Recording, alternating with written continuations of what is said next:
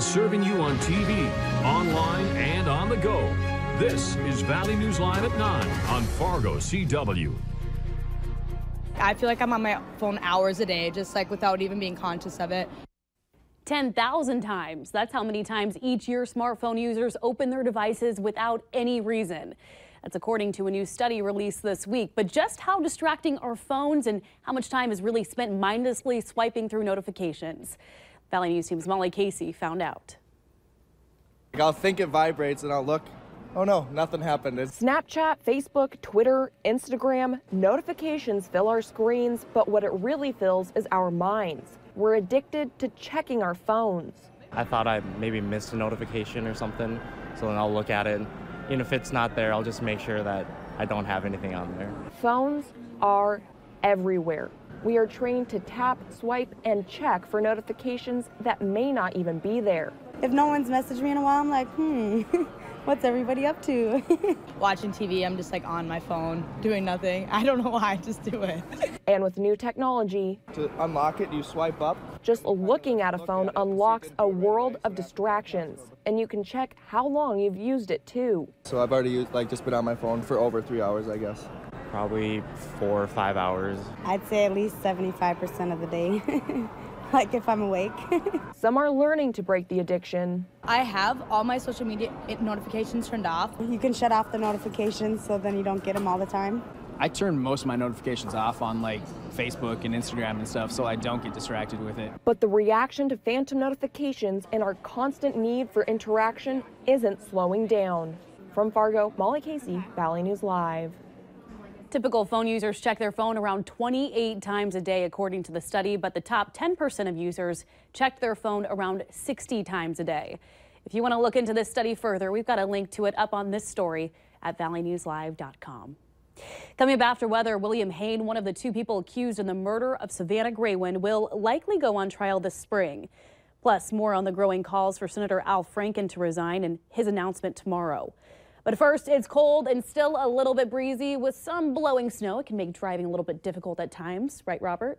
Yeah, cold will continue as we head through the overnight hours, but a warming trend slowly begins to take shape as we head through the day tomorrow. Live look outside on the CorwinAuto.com Valley Skycam, part of the Storm Team Skycam network. Moon rising off towards the east. Just a few clouds out there, mainly clear overnight tonight. And again, it'll be a cold one. It's down to 12 here in Fargo. Feels more like -5 with winds out of the north and northwest at 17. Moorhead, a couple degrees colder at 10 degrees. Elsewhere across the region, 3 in Langdon, 3 in Roseau, 3 in Bemidji, 4 in Thief River Falls. Winds lighter than they have been, but it doesn't take a whole lot of wind with these type temperatures to create some very cold wind chills, anywhere from 10 to 20 miles per hour with some stronger gusts. And that is creating wind chills as cold as 16 below in Thief River Falls and Bemidji, -13 in Badette, 10 below Valley City, Jamestown, and in Devil's Lake. And we'll continue to see some very cold wind chills as we head through the overnight hours. Hardly a cloud in the sky, and we'll see mainly clear skies tonight. We'll start to see a bit of cloudiness start to take shape as we head through the day tomorrow. Underneath those clouds, no precipitation out there, a dry night ahead. Northern Plains mainly quiet, a few flurries and snow showers through Minnesota and Wisconsin. A lot of rain off to the south, and some of the colder air changes that over to snow in West Texas, and there has been reports of even a little bit of sleet mixing in south of Dallas. That rain stretches all the way into the southeastern U.S., and some lake effect snows making their way through the Great Lakes. For us, overnight again, cold out there. Temperatures dipping down into the single digits above and below zero. Here come the clouds as we head towards tomorrow morning. Cold wind chills to start off with, -5 to -20 going to be common. We'll see an increase in those clouds as we head through the day tomorrow. We'll warm it up into the teens and 20s. Westerly winds on the light side, but could still see some gusts up to 15 to perhaps 20 miles per hour. Any chance of snow looks like it's going to stay north of the border. For us here in Fargo, we'll start off the day around 8 degrees. Temperatures not warming up by lunchtime into the upper teens. Later on in the day, we'll top out in the low to mid 20s. Picture of the day, supermoon. That's north of Moorhead. Thanks so much to Kyle for sending that in. Going to use that as the backdrop to our 7-day forecast. Tomorrow, not as windy and not as cold. Temperatures in the mid-20s. A touch warmer on Friday. A chance for a few snow showers out there. Temperatures in the upper 20s, mid-20s Saturday. It'll be cold for tailgaters, but it could be a lot colder at this time of year, so not too bad. Mid-30s Sunday, and then turning colder next week with a chance for some snow on Wednesday. And a frosty low of 5 degrees. Ooh. Yeah, a little chilly. Just a little bit. Not bad. Not bad. Yeah. Thanks, Robert. You got it. New for you now at 9 tonight. A couple reminders for drivers to be careful on those icy roads in the valley. A bicyclist had to be taken to the hospital after being hit by a car in North Fargo tonight. Police say the driver was not able to stop in time and then slid on the ice while trying to stop at a stop sign. It happened at the intersection of 12th Street and 7th Avenue North. The 61-year-old man on the bike is expected to be okay, and the driver was not ticketed. And same story, different city. Police in Grand Forks are investigating after a teen was hit by a car after slipping on ice this afternoon. Police say a 16-year-old Grand Forks teen was trying to cross the street about 3 blocks south of Red River High School when the teen slipped on ice and fell. But that's when a 17-year-old driver approaching the intersection tried to stop, but could not due to the icy conditions. The 16-year-old was taken to the hospital by ambulance for treatment. Police ask anyone with information about the crash to contact Grand Forks Police. That number is 701-787-8000. The Polk County Sheriff's Office says a building is a total loss following a structure fire this afternoon.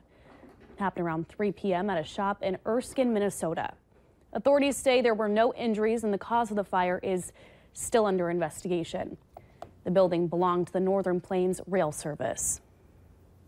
One of the 2 people accused in the murder of a pregnant Fargo woman will likely go on trial this spring.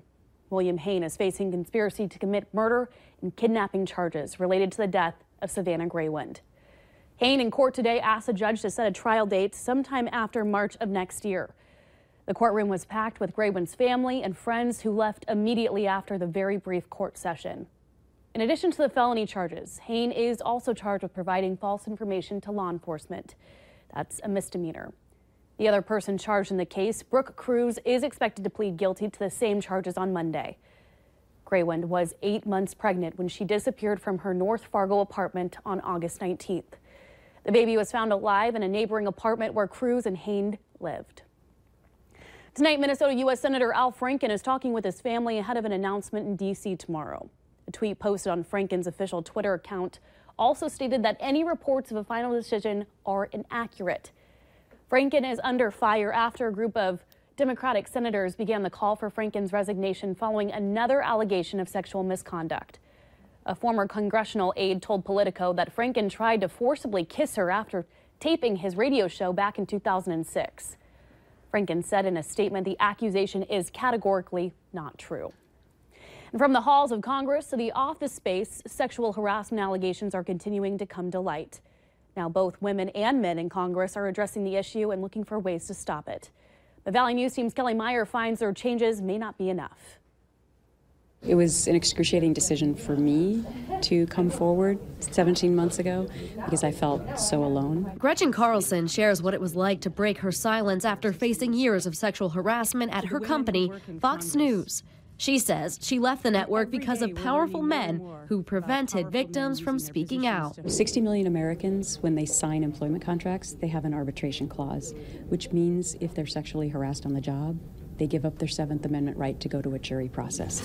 Now she's joining a bipartisan group of lawmakers to end forced arbitration agreements that prevent survivors from getting justice. This is a matter of basic fairness for workers. Democratic New York Senator Kirsten Gillibrand and Republican Senator Lindsey Graham are calling on Congress and companies to sign on their support. I'd like to see the Business Roundtable come out for this. Yes. Lawmakers say this is just one of the steps to addressing the broader issue of sexual harassment in the workplace. But experts say it's not only going to take a legal change, but a cultural one, too. This is what workplaces, unfortunately, still look like across the world. Dr. Gary Barker works to engage men and boys in gender equality and violence prevention. He says teaching young children from an early age how to treat others with respect is one step. But there are others society needs to take. Clearly, we know that when men are in positions of power, that's an issue as well. So all that we're doing for equality in the workplace, so that women have equal pay and they're equally represented, whether it's boardrooms or the C-suite or members of Congress, is also a key one. In Washington, I'm Kelly Meyer, Valley News Live. Members of Republican leadership, both in the House and the Senate, have yet to sign on their support. The House of Representatives has passed a bill making it easier to legally carry a concealed gun across state lines. The bill was approved largely along party lines, and it would allow gun owners with a state-issued concealed carry permit to carry a gun in other states that allows concealed weapons. However, the bill would also strengthen requirements of the National Instant Criminal Background Check System to buy guns. But it is unknown whether the Senate will take up this bill. West Fargo will soon join Fargo's search for a new superintendent. Dr. David Flowers made his emotional retirement announcement at a news conference this afternoon. Dr. Flowers says he will finish out this school year with his last day as superintendent on June 30th of 2018. He said he's proud of all that he's accomplished, including the booming growth in the district.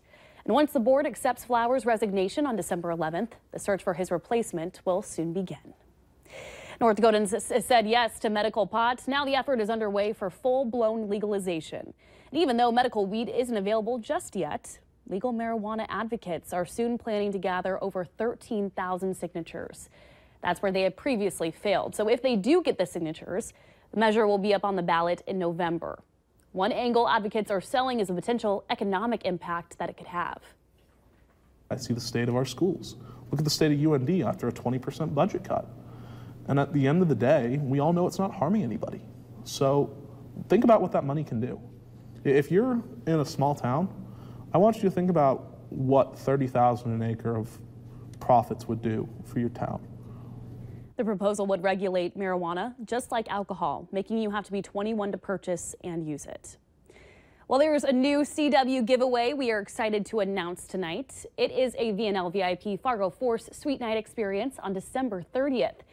If you want to register to win, all you have to do is head on over to valleynewslive.com or ndtoday.tv and click on the contest tab. 2 winners will get the chance to hang out with us, the Valley News Live crew, while also enjoying some hockey. The deadline to register is on December 21st at noon.